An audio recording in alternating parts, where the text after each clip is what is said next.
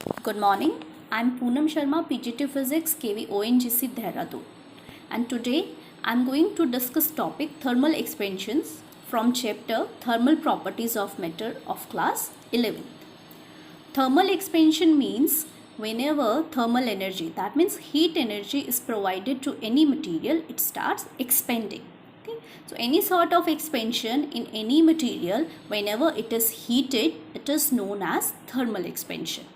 So today we are going to derive mathematically how much the substance or material expands whenever it is heated.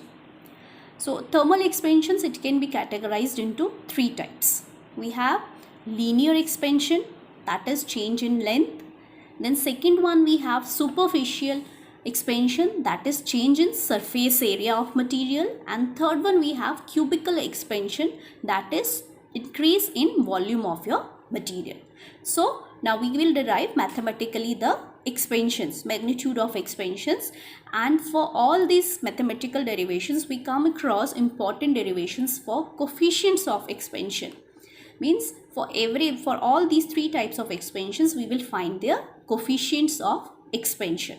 So we are starting firstly with our linear expansion. Linear expansion means increase in length. Whenever any material is heated and its length increases. So increase in length is known as your linear expansion.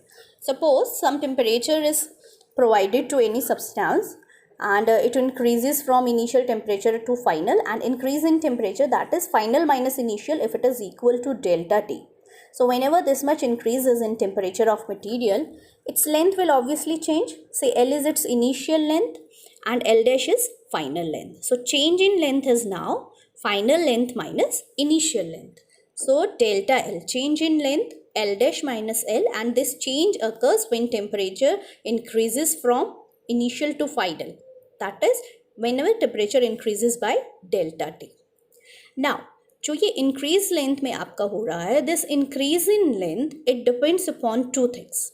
It will firstly depend upon increase in temperature. Greater is the increase in temperature, greater will be the increase in length. So it is directly proportional to your change in temperature. So delta L is directly proportional to your change in temperature, and delta L is directly proportional to your initial length. How much was the initial length of material? So if we combine these two equations, we can say that increase in length finally is directly proportional to your original length, initial length, and change in temperature. Okay.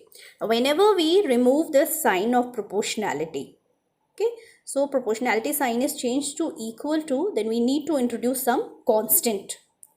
And in this case, this constant, it is denoted by alpha. And this alpha is known as our coefficient of linear expansion. This is our linear expansion, and this alpha is here our coefficient of linear expansion.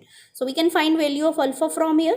Alpha, the coefficient of linear expansion, simply transposing the terms, this L into delta T, it will go to denominator, and we can say that alpha, coefficient of linear expansion, it is equal to delta L upon L into delta T. So this is our first expression we get from our linear expansion. So expression is for your coefficient of linear expansion, delta L upon L into delta T. Now what about SI units of alpha? This is length, this is L, again length, it will cancel out. So only term left in denominator is your delta T, that is temperature. So when we talk of SI units of alpha, we have only 1 upon temperature.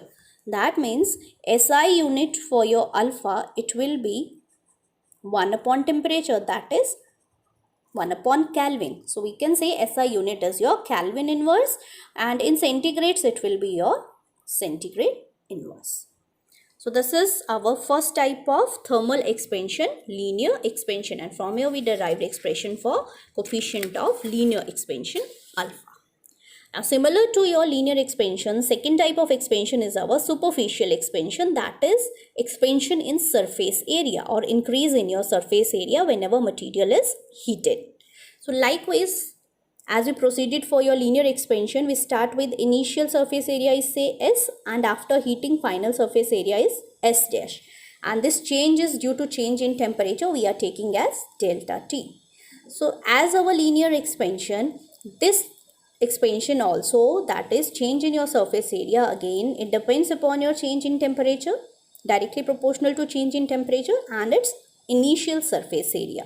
So combining these two, again delta S depends upon your S into delta T. These two factors, change in surface area or increase in surface area, depends upon two factors. Removing the sign of proportionality, again a constant is introduced here, and this time as we are talking of superficial expansion, this coefficient is known as our coefficient of superficial or superficial expansion, and it is denoted by our beta. Firstly, in that case we had alpha. Alpha depended upon your what?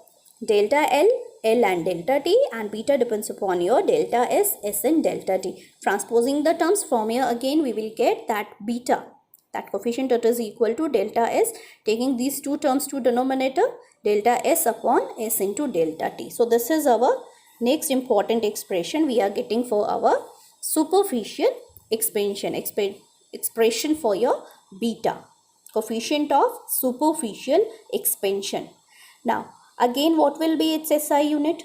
These two terms have similar units. They can cancel out and only temperature term is left in denominator. So, like your alpha, SI unit for beta, it is again your temperature inverse. So, we can say it is Kelvin inverse.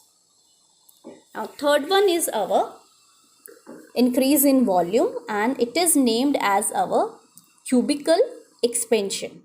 Okay, cubical expansion stands for your increase in volume whenever a material is heated. So say substance is heated and its temperature changes by your delta T, and whenever there is change in temperature, volume changes from V to V dash. This is initial volume, this is our final volume. So increase in volume is our delta V equal to V dash minus V. Like your change in temperature, change in length and change in superficial dimensions, volumetric dimensions का change भी, it depends upon your, it is directly proportional to your change in temperature and your initial volume. So we can say change in volume or increase in volume, it is directly proportional to our V into delta T. Fine.